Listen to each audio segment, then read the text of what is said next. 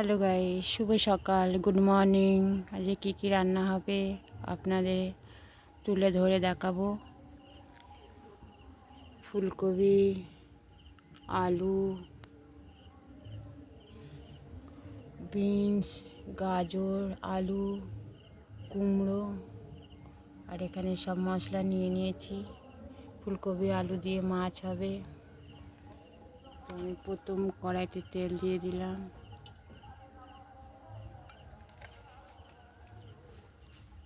ফুলকপিটা ভেজে নেব।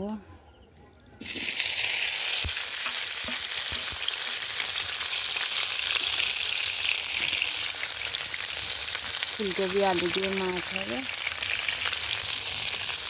বাকিটা পরে দেখাবো।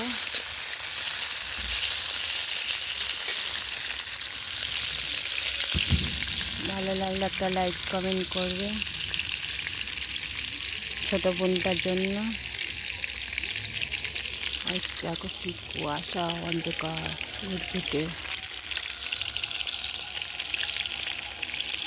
টাটা।